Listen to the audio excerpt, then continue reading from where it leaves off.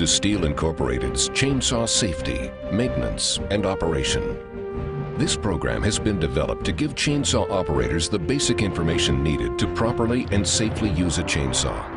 Although this program will cover a wide variety of subjects, STIHL always recommends that before you operate your chainsaw, read and fully understand your owner's manual. This manual will cover the important items that will be specific to your chainsaw's design, features, and operation. Now that you have cleaned your saw, reinstalled the bar and chain, and made the proper adjustments, it's time to sharpen your chain. A handy tool for sharpening the chain in the field is this stump vise that will hold the saw firmly while sharpening. If you are sharpening your chain in a workshop or garage, a bench vise will work just as handily. Other items you will need to properly sharpen your chain are a file and guide with the proper size round file, a flat file, and a depth gauge tool.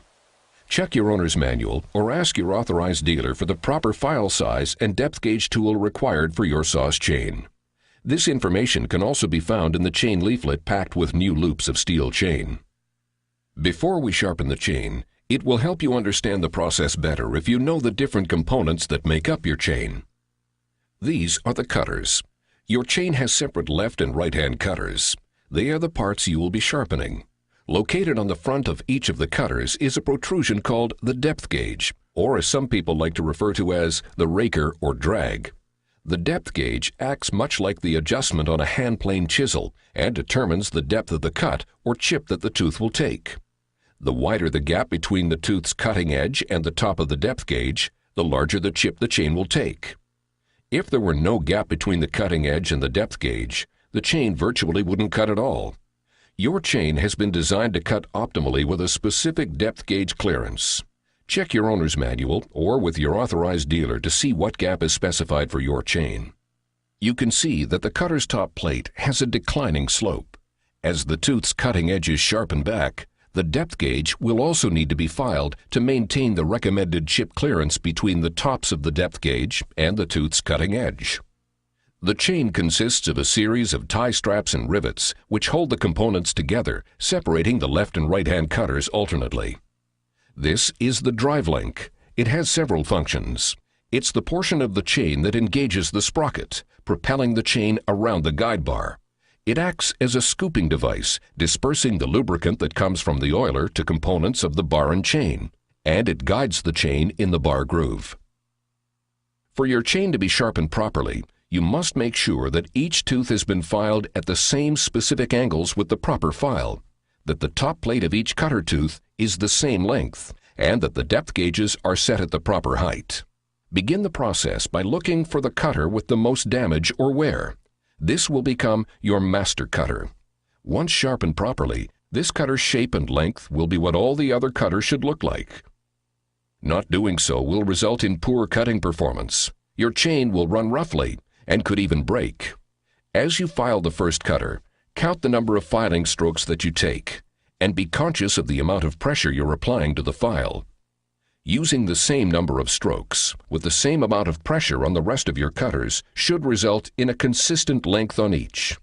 If you're uncertain, check the individual cutter's lengths with a measuring device. If you find that some teeth are longer than others, make the necessary sharpening adjustments. Always file the cutter from the inner portion of the cutter outward. Never file from the outside in. This will dull the chain and damage the file. And when you're filing, never allow the file to drag back across the cutting edge when pulling the file back. Doing so will quickly dull your cutter and damage your file as well. Your file and guide has a plate positioned on both sides of the file. Placing the file and guide on the chain, the plate on one side of the file will rest on the leading edge of the cutter, while the other plate will rest on the top portion of the depth gauge.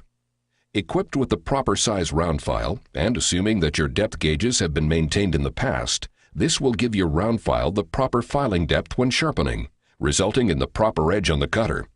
Also, when filing, the file and guide should be held at a 90-degree angle to the bar, or level.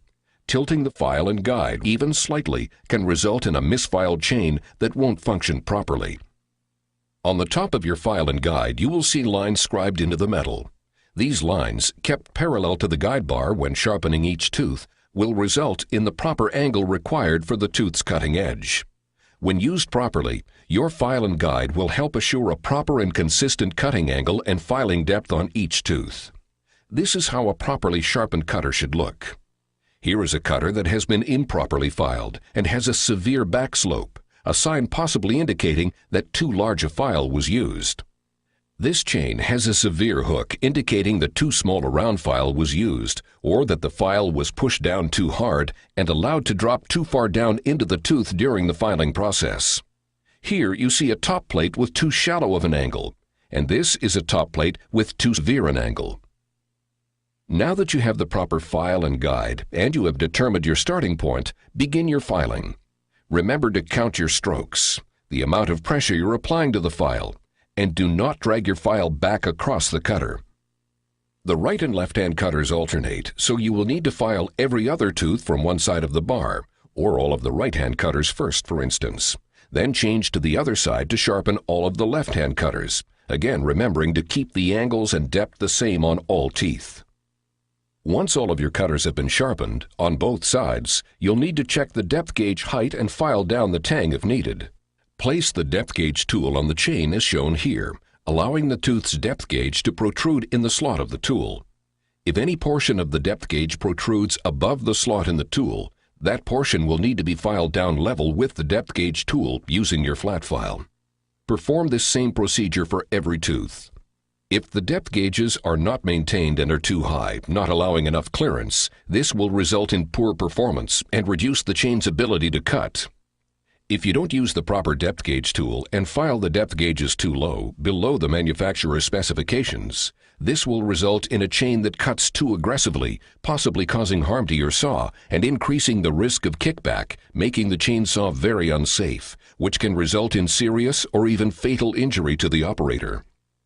If you have filed your chain's depth gauges several times, you may find the leading edge of the depth gauge will need to be dressed to conform to an angle similar to how it looked when it was new.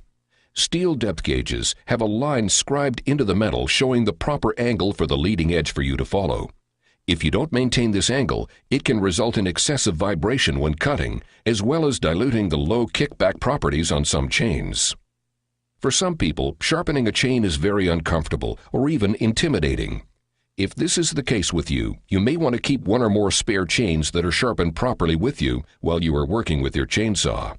As your chain becomes dull, you can easily replace the dull chain with one of the sharpened spares.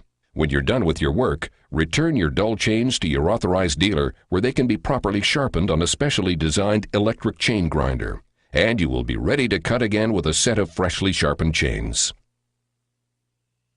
We hope that this program will help make your chainsaw cutting experience a safer and more enjoyable one. For further information about your STIHL chainsaw, see your authorized STIHL dealer. For more information on STIHL, please see our website at stihlusa.com or phone us at 1-800-GO-STIHL.